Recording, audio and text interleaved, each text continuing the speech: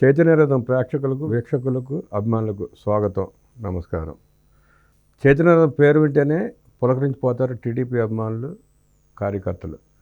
ఆ చైతన్యరథం పేరు వెనక ఉన్న సెంటిమెంట్, ఎమోషన్, వెనక ఉన్న నేపథ్యాన్ని ఇప్పుడు మనం ప్రముఖ రాజకీయ విశ్లేషకులు అంకమరావు గారు ఉన్నారు, వారిని అడిగి తెలుసుకుందాం. నమస్తే సార్. నమస్తే రామరామన్ గారు. చైతన్యరథంతో మీకున్న అనుభవం, అటాచ్మెంట్ కొంచెం మా ప్రేక్షకులు వివరించమనుకోవాలి. 1982 మార్చి 29వ తారీఖు అప్పటికే కొన్ని పత్రికల్లో అన్న నందమూరి తారక రామారావు గారు పార్టీ పెట్టబోతున్నారనే విషయం బయటకు వచ్చిన సందర్భంగా ముహూర్తం మార్చి 29, 1982 న్యూ ఎమ్మెల్యే క్వార్టర్స్లో ఆయన ప్రారంభించారని, మా బోటి వాళ్ళందరం కూడా చాలా వరకు గ్రామీణ ప్రాంతాల్లో ఉన్న వాళ్ళందరూ కూడా రైతువారీగా ఉన్నవాళ్ళు ఎక్కువ మంది కాంగ్రెస్ భావజాలానికి వ్యతిరేకంగా ఉన్నవాళ్ళం. నాకు ఊహ తెలిసిన తర్వాత 1977 ఎన్నికల గురించి నాకు తెలుసు. అంతకుముందు 1972లో మా గ్రామంలో శ్రీ మన్నే చిన్నయ్య గారని, మేమందరం చిన్నతాతయ్య గారు అని పిలుస్తూ ఉంటాం. వారు 1967 నుంచి 72 వరకు శాసనసభ్యులుగా ఉన్నారు పత్తిపాడు నియోజకవర్గానికి. రాజకీయంగా కూడా నేపథ్యం ఉన్న గ్రామం మాది. మరి ఆయన సమితి ప్రెసిడెంట్గా చేశారు, అలాగే శాసనసభ్యులుగా చేశారు. ఆయన రంగా గారికి శిష్యులు, ఎన్జి రంగా గారికి. ఆ నేపథ్యంలో మాకు మొట్టమొదటి నుంచి కూడా, అంటే ఆయన తర్వాత కాంగ్రెస్ పార్టీలోకి వెళ్ళడం జరిగింది. మేము యుక్త వయసుకు వచ్చేటప్పటికి 1977లో జనతా పార్టీ గురించి తెలిసింది. జనతా పార్టీలో ప్రత్యక్షంగా మేము పాల్గొనలేదు, కానీ చిన్నపిల్లలం కాబట్టి ప్రత్యక్షంగా పాల్గొనలేదు. కానీ 1978 నుంచి 1978 కంటే డాక్టర్ కాసనేని సదాశివరావు గారు శాసనసభకి మాకు ప్రతిపాడు తరపు నుంచి పోటీ చేశారు. వారితోటి 1978లో వారు వచ్చినప్పుడు వారి దగ్గరికి వెళ్ళి కలుసుకోలేకపోయినా కూడా వారితో పాటు తిరిగిన సందర్భాలు ఉన్నాయి. ప్రచారం చేసాం చిన్నపిల్లలప్పుడే. ఆ నేపథ్యంలో ఉన్న మాకు 1900 వారి ప్రస్థానం 80లో కొనసాగింది. 80లో కూడా లోక్సభ పోటీ చేయడం కూడా జరిగింది. అక్కడి నుంచి వారితోటి నాకు అనుబంధం ఉంది. ఆ విధంగా కాంగ్రెస్ పార్టీకి వ్యతిరేక భావజాలంతో పెరిగిన వాళ్ళం. అలాగే యువలోక్దళ పార్టీలో కూడా పనిచేశాను నేను. ఆ సందర్భంగా ఎప్పుడైతే అన్న నందమూరి తారక రామారావు గారు పార్టీని ప్రకటించారో, నా వయసు వాళ్ళే కాకుండా పెద్దవాళ్ళు, చిన్నవాళ్ళు లేకుండా అందరూ కూడా పార్టీకి అంకితమైపోయిన వాళ్ళమే. అందుట్లో వారు ప్రచారానికి వస్తున్నారు, ముందు ఆయన్ని వచ్చి కలుసుకుందామనే ప్రయత్నం చేశాము. చేసిన సందర్భంలో వారే ప్రచారానికి వస్తున్నారన్న సంగతి తెలిసిన తర్వాత ఎదురు చూడటం కూడా జరిగింది. కృష్ణానదికి గుంటూరు, అంటే విజయవాడకి గుంటూరుకి మధ్య కృష్ణానది దాటి యువతలకు వస్తే మామూలుగా సీతానగరం కానించి గుంటూరు జిల్లా, అక్కడికి వెళ్ళి వారికి స్వాగతం పలకడం కూడా జరిగింది. అక్కడి నుంచి వారితో పాటు దాదాపు అది చెప్పుకోవాలంటే నిజంగా మీరు అన్నట్టు ఒళ్ళు పులకరించిపోతూ ఉంటుంది. కారణం ఏంటంటే చిన్నపిల్లలు కావటం. అందుట్లో మీరు గమనిస్తే ఆ రోజు ఛాయాచిత్రాలు కనుక ఉన్నా, లేకపోతే మీరు పత్రికల్లో వచ్చి చూసుకున్నా కూడా సైకిళ్ళతోటి, ఎందుకంటే సైకిళ్ళే వేగంగా వెళ్ళాయి. ఎందుకంటే ఆ ప్రవాహం, జనప్రవాహంలో చాలా నిదానంగా వాహనాలు కదులుతున్న సందర్భంగా సైకిళ్ళు కూడా ముందెళ్ళే పరిస్థితిలో ఉండే అనమాట. అలా సైకిళ్ళతోటి ప్రారంభమైంది మాది.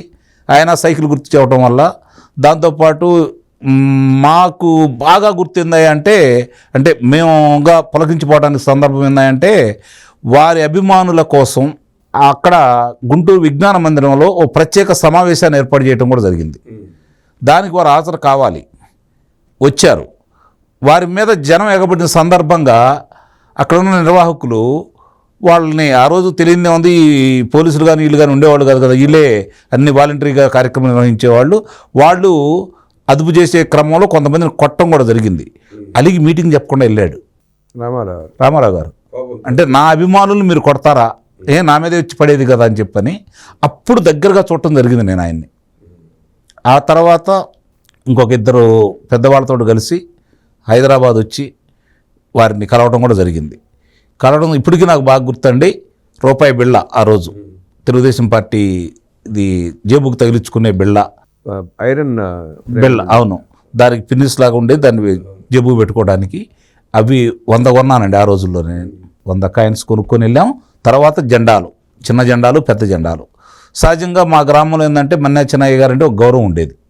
1938 నుంచి, అంటే అప్పుడు పంచాయతీలు ఏర్పడ్డాయి అంటారు మాకైతే తెలియదు.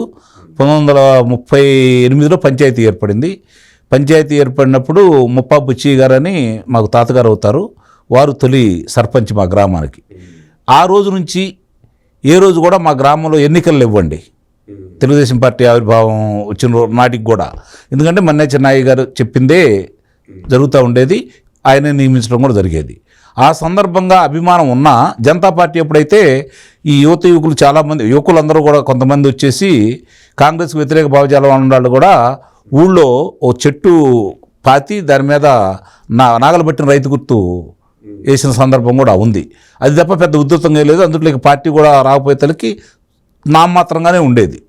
ఆ సందర్భంగా ఎప్పుడైతే ఈ పార్టీ పెట్టారో అన్న నందమూరి తారక రామారావు గారు, నేను ఊళ్ళో తీసుకెళ్ళిన తర్వాత జెండా ఎగరేయడానికి ఒక రకంగా గ్రామంలో ఆయన చూసి ఎవరి కాళ్ళు ముందుకు రాని సందర్భం కూడా, నా ఇంటికాడ నేను జెండా మామూలుగా బొంగుకి ఇంకో బొంగు కట్టి జెండా ఎగరేసాం అనమాట. మాది పూరీలు ఉండేది అక్కడ జెండా తొలి జెండా మా గ్రామంలో తొలి జెండా ఎగరేసిన వ్యక్తి నేను.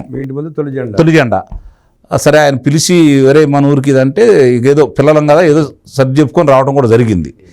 అప్పుడు మా గ్రామస్తులందరూ కూడా అక్కడ మరొకటి చెంచయ్య గారు అని చెప్పని వారి ఇంటి పక్కన కొత్తపల్లి నాగేశ్వరరావు గారికి సంబంధించి అక్కడ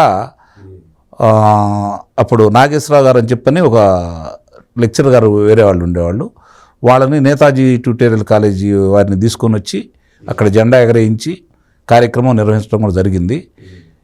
ఆ సందర్భంగా గ్రామస్తులందరూ నిజంగానే అప్పటికప్పుడు అంటే చెప్పుకోవాలి, కొంతమంది పేర్లు కూడా చెప్పుకోవాలి.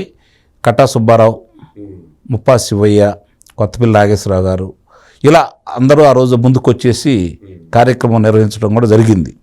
అక్కడి నుంచి మొదలు పెడితే ఈరోజు వరకు నా గ్రామంలో 1983 ఎన్నికల కాడి నుంచి ఆచార్య ఎన్జి రంగా గారు నిలబడ్డ ఒకే ఒక్క సందర్భంలో, అంటే అక్కడ శాసనసభకి తెలుగుదేశానికి వచ్చిన రంగా గారికి 91 ఓట్ల ఆధిక్యత వచ్చింది ఆయనతో ఉన్న అనుబంధం వల్ల ఊళ్ళో.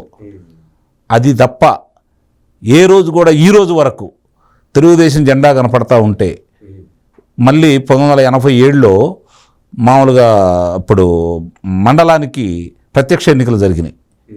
ఆ సందర్భంగా తప్ప ఈ 2 పర్యాయాలు తప్ప ఏ రోజు కూడా ఇంతవరకు కాంగ్రెస్ పార్టీ గారు కావచ్చు, ఇప్పుడు వైఎస్ఆర్సీపీ పార్టీ కావచ్చు, అధికారం వాళ్ళకి ఒక్క ఓటు కూడా ఆధిక్యత రాలేదు.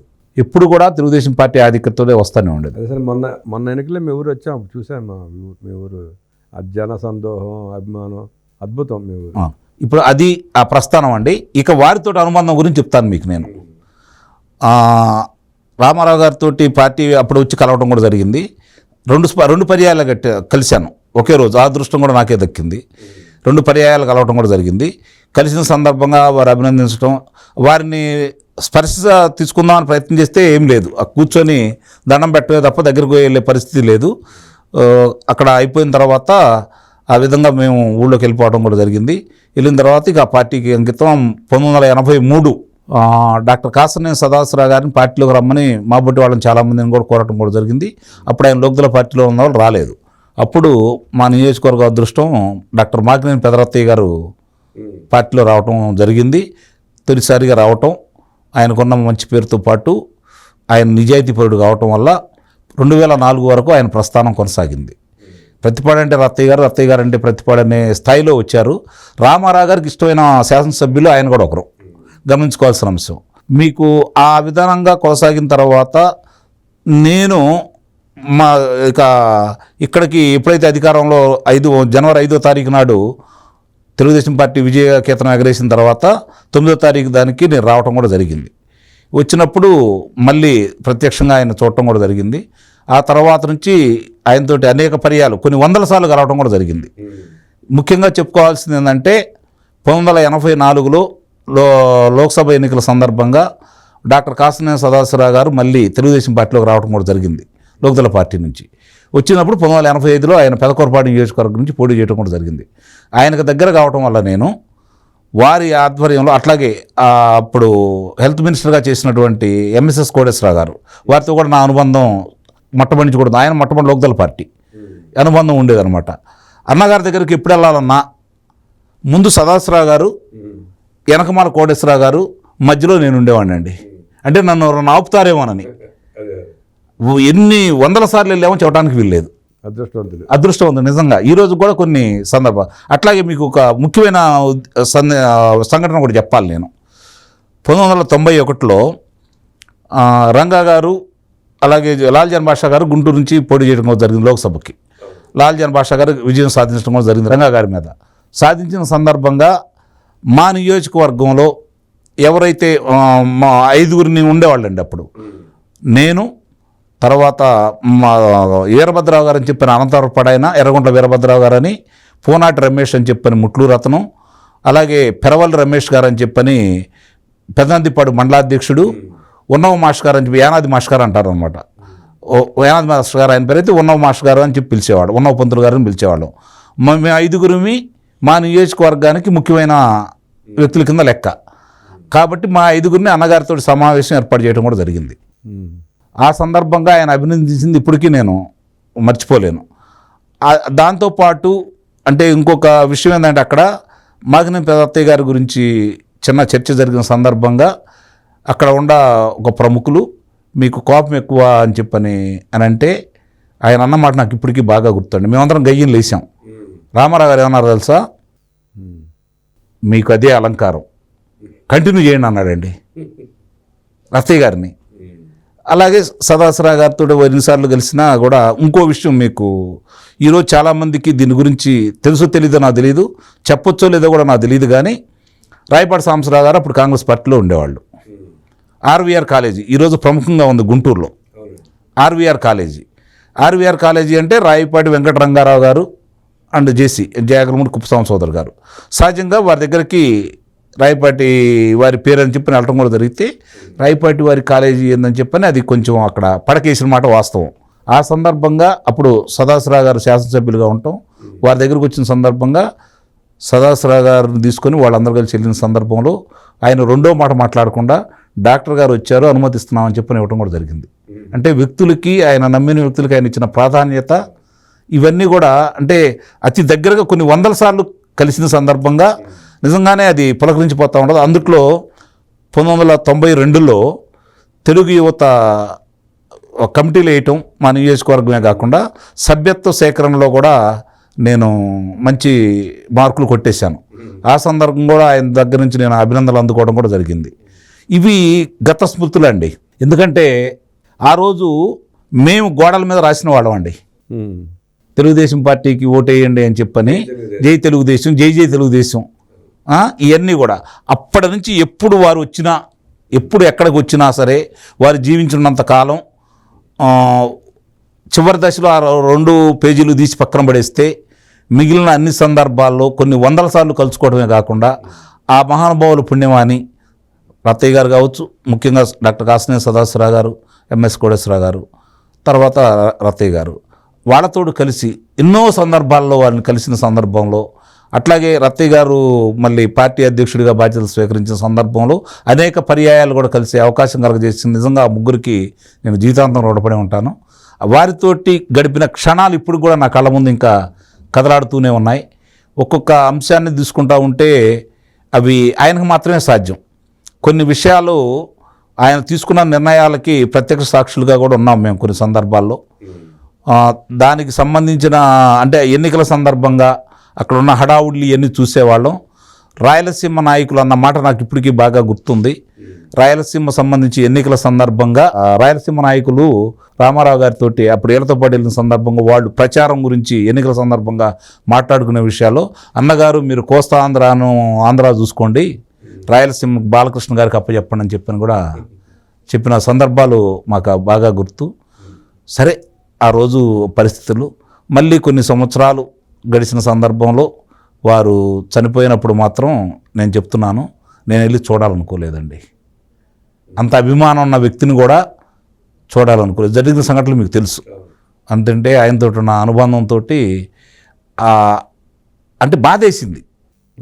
ఎందుకంటే ఆ విషయాల్లో కూడా అదొక్కటే ఇప్పటికి నాకు ఆ క్షణంలో నేను ఎందుకు ఆవేశపడ్డానా, చివరి చూపు నోచుకోలేకపోయాననే భావన ఇప్పటికీ కలుక్కు కంటానే ఉంటుంది. ఆ జరిగిన సంఘటనలు, ఆ తర్వాత జరిగిన రాజకీయ పరిణామాలు మీకు తెలుసు.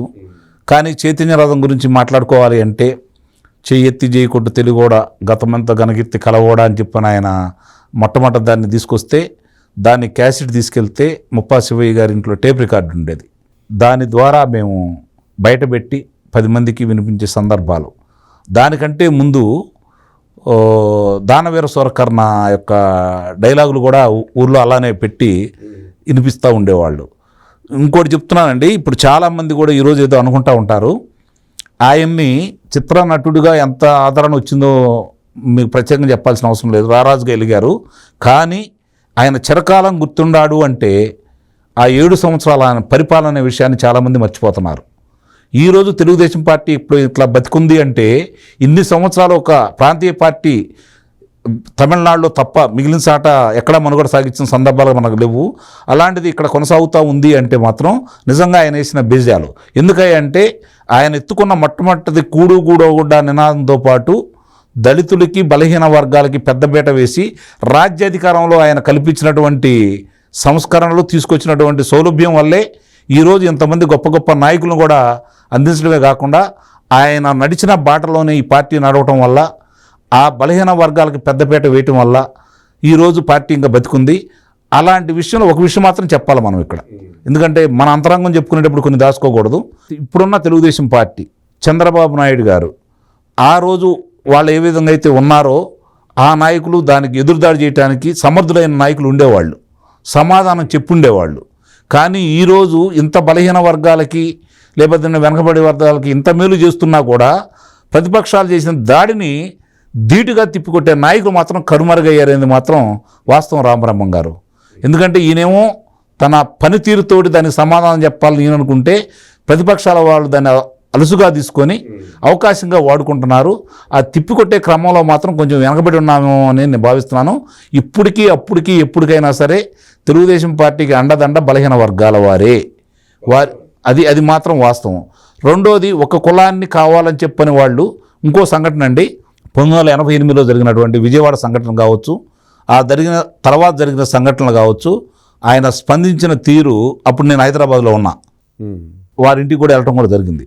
ఆ స్పందించిన తీరు మాత్రం నిజంగానే ఈరోజు కూడా గుర్తుపెట్టుకోవాలి. ఒక మనిషి సాటి మనిషి కోసం, నేను అధికారంలో ఉన్నప్పుడు నా సమాజం కోసం ఏం చెయ్యాలి అని చెప్పని ఆయన పడ్డ తపన, ఆరాటం. ఇప్పుడు 11 మంది సంతానం అండి వారికి, 7 కుమారులు, అందుట్లో 4 కుమార్తెలు. సరే, 2 అల్లుళ్ళు రాజకీయాలు ఉన్నారు, వేరే విషయం.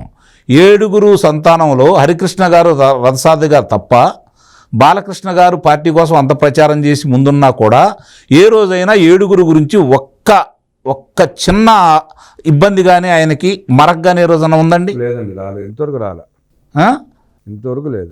మరి అది నిజంగా భారతదేశంలో ఎవరికి సాధ్యం కాదు. ప్రపంచంలో సాధ్యమైద్దో నాకైతే తెలియదు, కానీ 3 పర్యాయాలు బాలకృష్ణ గారు ఎమ్మెల్యేగా చేస్తున్నా చిన్న మరకలేదు. అదే ఇప్పుడు అది ఆయన వరకే అది సాధ్యం, ఎందుకంటే ఆయన క్రమశిక్షణ ఆయన జరిగిన దానికి. కాకపోతే ఏంటంటే మిగిలిన వాళ్ళు నిజంగా రామారావు గారు పిల్లల స్థాయిలో వేరే వాళ్ళు కనుక ఉన్నట్టయితే ఎంత ఉపయోగించుకునేవాళ్ళు, రాజకీయంగా ఎంత ఎదిగేవాళ్ళు. అవునండి. కాబట్టి ఆయన వచ్చేటప్పుడు కూడా చాలామంది తీసుకోండి, ఈరోజు ఆస్తిలో ఆడపిల్లలకు సమాన హక్కు కలగజేసిన వ్యక్తి ఆయనే కదా. ఇంకోటి నాకు బాగా గుర్తండి, ఆ రోజు మేము అక్కడ కూడా ఉన్నాం, బాగా గుర్తుందంటే అద్వానీ గారు ప్రత్యేకంగా అన్నగారిని అడిగిన సందర్భం ఏందంటే, మీరు అప్పుడు 11 లక్షల ఇల్లు పూర్తయినాయండి ఆంధ్ర రాష్ట్రంలో, పక్కా ఇళ్ళ గృహ నిర్మాణానికి సంబంధించి. ఎలా సాధ్యమని అడిగారండి ఆయన. సంకల్ప బలం. ఇంకో విషయం కూడా చెప్తాను మీకు. అదే డాక్టర్ కాసినేని సదాశివరావు గారు, మాగినేని పెదరత్తయ్య గారు, ఎంఎస్ కోటేశ్వర గారు ఆధ్వర్యంలో ఈ లిఫ్ట్ ఇరిగేషన్ చిన్నవి ఉండేవి కదా, ఈ సందర్భంగా 91 లిఫ్ట్ ఇరిగేషన్కి ఒకే రోజు శాంక్షన్ చేశారండి.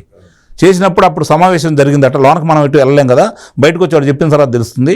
సమావేశం జరిగినప్పుడు వీళ్ళు ముందుగానే అన్నగారికి చెప్పారు, ఇలా అయితే మంచిదండి, దీనివల్ల ఇంతమందికి మేలు జరుగుతుందని చెప్పని. ఆ ఉద్దేశంతో ముందుకు తీసుకెళ్ళి ఆయన ముందు పెట్టిన తర్వాత అప్పుడున్నటువంటి చీఫ్ ఇంజనీర్ గారు ఇది ఎలా సాధ్యమైంది అని అడిగితే అవన్నీ ముందు నివేదిక చెప్పించేసి రాజు దలుచుకుంటే దెబ్బలకు కొదవా అని చెప్పని సంతకం పెడితే ఆయన ఒక సంతకంతో అవి వచ్చినాయండి. అంటే రైతులకు ఏం కావాలని చెప్పి ప్రజాప్రతినిధులు చెప్తే వాళ్ళకి చేశారండి. అవినీతిని అరికట్టలేకపోయాయనే బాధ ఆయన ఎన్నోసార్లు వ్యక్తం చేసిన సందర్భంగా ఉంది, ఏది ఈ యొక్క అధికారుల దగ్గర. కాబట్టి ఒకటి మాత్రం రామబ్రహ్మం గారు చెప్తున్నాను, నేను గర్వంగా కూడా ఉంటుంది నాకు. నందమూరి తారక రామారావు గారు జీవించిన కాలంలో, ఆయన ముఖ్యమంత్రిగా పనిచేసిన కాలంలో వారి పార్టీలో నేను అనుబంధంతో ఉంటూ కార్యకర్తగా పనిచేయటం ఒక గర్వకారణం. వారు నడయాడిని నేల మీద నేను కూడా ఉండటం అనేది గర్వకారణం. అలాగే మన యొక్క కీర్తి ప్రతిష్టలు, తెలుగువారి యొక్క ప్రతిభా పాఠవాలు భారతదేశానికే కాకుండా ఎల్లలు దాటి ప్రపంచానికి పరిచయం చేసినటువంటి నారా చంద్రబాబు నాయుడు గారు ముఖ్యమంత్రిగా ఉన్న ఈ కాలంలో కూడా నేను ఉండటం అనేది నిజంగా ఒక గొప్ప అనుభూతి. దానికంటే కూడా గత 5 సంవత్సరాలు మీకు తెలియదేం కాదు, ఆ యొక్క పరిపాలనకు సంబంధించి నన్ను ప్రేరేపితం చేసింది కావచ్చు, గత అనుభవాల దృష్టిలో కావచ్చు, నన్ను ముందుకు తీసుకొచ్చింది మాత్రం మాట్లాడే అవకాశాన్ని, ఈరోజు రాజకీయ విశ్లేషకుడిగా 10 మందికి నిలబడే అవకాశాన్ని కలగజేసింది మాత్రం నిస్సందేహంగా, ఆ ప్రేరణ ఇచ్చింది మాత్రం ముందుగా అడుసుమల్లి శ్రీనివాసరావు గారు, అప్పచాన్ రాజేష్ తోటి నాకు ఎన్నో సంవత్సరాల అనుబంధం ఉంది. 94 నుంచి కూడా ఆలపాటి రాజా శాసనసభ్యులుగా వేమూరు, ఆ నియోజకవర్గంలో ఇతను వాళ్ళ గ్రామం నాయకుడిగా ఉండటం వల్ల అతనితో నాకు అనుభవం ఉంది. కానీ అడుసుమల్లి గారితో నాకు ప్రత్యక్ష అనుబంధం కూడా లేదు. అయినా సరే వాళ్ళు మాట్లాడే విధానాల వల్ల నేను కూడా మాట్లాడగలను కదా, నాకు అవకాశాలు ఎలా తెలిసి నేను దేవుడు కూడా నాకు సంవత్సరం పట్టింది. అవునండి. నేను ఎలా వెళ్ళాలనే దానికి ఆద్య మీడియా ఉప్పలపాటి రమేష్ అతను తొలి అవకాశం ఇవ్వటం, తర్వాత అంజిబాబు అంటే ఇప్పుడు ట్రీ మీడియా తరటం, తర్వాత నన్ను ఈ లియో ఛానల్కి తీసుకురావటం, తద్వారా ప్రజలకు కూడా నా గొంతుకు కూడా వినిపించే ఒక అవకాశాన్ని కలగజేసిన వాళ్ళందరికీ కూడా మీ ద్వారా ప్రత్యేక ధన్యవాదాలు తెలియజేసుకుంటూ, ఒకటి మాత్రం జీవితంలో మర్చిపోలేని చాలా అనుబంధాలు, సమావేశాలు వారితో జరిగినాయి. ఇవన్నీ నేను ఎప్పటికీ జీవితంలో మర్చిపోలేను. ఒక రకంగా చెప్పాలి అంటే వారు ఇచ్చిన ప్రోత్సాహం వీటన్నిటికంటే కూడా మా జిల్లాకు వచ్చిన ప్రతిసారి కూడా యువతే ముందుండేది. అన్ని కార్యక్రమాలు వచ్చినప్పుడు కూడా అందుట్లో నేను చెప్పిన నాయకులు అందరూ నాకు తోడ్పాటు, ఆలపాటి రాజా గారు కూడా ఉండటం వల్ల మాకు ఆయన్ని తోడుకొని రావటం, వీడుకోలు పలకడం కూడా. అంటే అప్పుడు వచ్చేటప్పుడు ఇట్లా వచ్చేవాళ్ళు, కొన్ని సందర్భాల్లో ట్రైన్లో రిటర్న్ అయ్యేవాళ్ళు. అప్పుడు నర్సాపూర్ ఎక్స్ప్రెస్ అని ఉండేది, దాంట్లో ఎక్కేవాళ్ళు. ఆయన్ని ఎక్కించి కూర్చున్న తర్వాత రైలు బయలుదేరేంత వరకు కూడా ఆ భోగిలో గడిపిన సందర్భాలు. కాబట్టి ఇవన్నీ మర్చిపోలేని అనుభూతులండి. మళ్ళీ పంచుకునే అవకాశం కలగజేసిన రామబ్రహ్మం గారు, మీకు ప్రత్యేక ధన్యవాదాలు తెలియజేసుకుంటున్నాను. 4 దశాబ్దాల చైతన్య సెంటిమెంట్ని, ఎమోషన్ని నేటి తరాలు క్యారీ చేసిన మీకు హృదయపూర్వక ధన్యవాదాలు. ఆ ఎమోషన్, ఆ సెంటిమెంట్తోనే కొనసాగుతున్న చైతన్య ఛానల్ని సబ్స్క్రైబ్ చేయండి, లైక్ చేయండి, షేర్ చేయండి. మీ అమూల్యమైన సలహాలను కామెంట్ రూపంలో తెలియజేయండి. ధన్యవాదాలు.